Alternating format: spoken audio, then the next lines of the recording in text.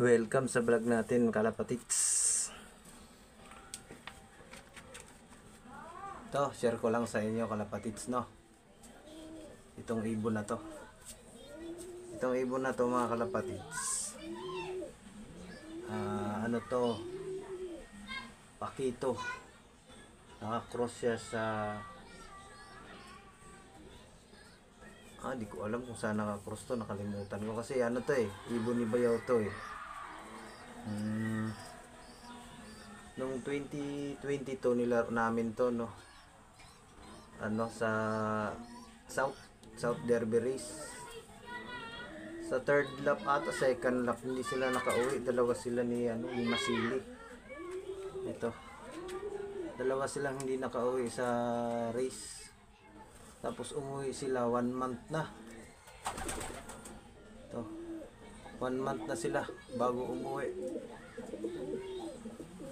Tapos nung 2023 nilaro namin siya sa WPFC. Ayun, siya, complete clocking siya hanggang Katbalogan. Hindi naman to kabilisan siya kasi minsan may speed lang siya ng 900 900. Yan, tapos nung Katbalogan nag-daybird siya, no?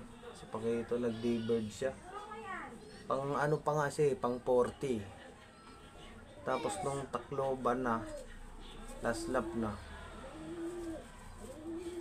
hindi na siya nakauwi hindi na siya nag-clock. Siya, parang 1 week ata siya bago umuwi. Sayang. Inaasahan pa naman namin tong ibon na to. Pakito mo. Pero nanalo na rin to ng tag team sa NHPC. Itong ibon na to. Ngayon, ginawa na naming breeder. Ginawa ko ng breeder. Ayun yung pares niya. Anak rin niya. In-inbreed ko. Ayan. Si Pakito. Pakito sa inyo. Medyo naglugon. Ayan.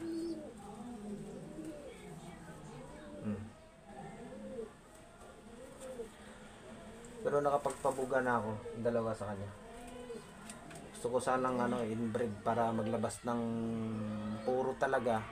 Kaso pag nag-inbreed ka, ko lang din sa YouTube, kailangan 3 salin siya para makapagpalabas ka ng puro. Unang anak niya, paparisan mo siya. Paparisan mo yung babae, tapos sunod, pares mo naman yung anak niya, parang 3 salin, no? Para puro daw ang ilalabas. Yan, i-inbreed mo siya.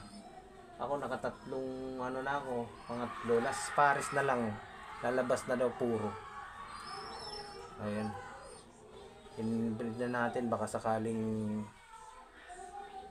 maglabas ulit ng maganda. Ayan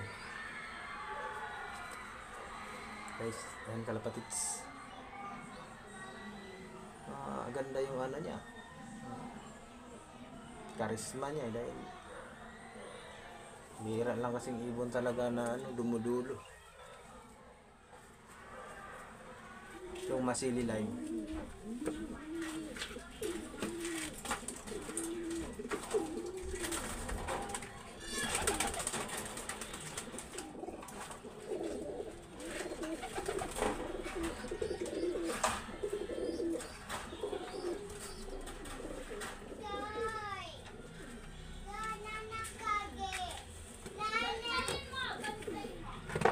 Ito si Masili cross sa Tommy de Vera ata. Alam ko. Ito yung kasama ni Pakito na nawala sa South nung 2023 atang 2022 na South. Sa NHPC namin siya unang nilaro. Ayan, sa club ng NHPC to 2022 South Derby 2022 to sa NHPC, kaso nawala sila mga 1 buwan bago umuwi. Tapos ito nilaro ulit namin ng Norte naman sa APR. Nilaro norte ng EPR. Kaso nagloko siya. Dahil ano siya, umi-speed siya ng ano hanggang port. Hanggang port lap siya. Umi-speed siya ng 1,000. Tapos nagulat na lang kami nung fifth lap. Ayan, nabutas po siya. Ano na lang, sayang, inabot talaga ng oras kaya nabutas siya ng fifth lap. Tapos, nung sa last lap, umuwi naman. Nag 1,000 pa yung speed ng Masili na to eh.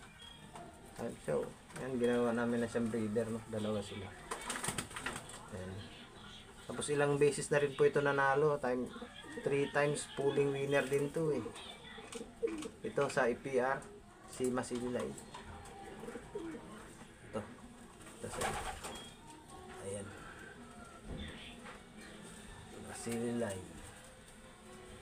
Ayan, nakapagpabuga na rin ako na ito. 2 beses. Ay mga kalapatid, share ko lang.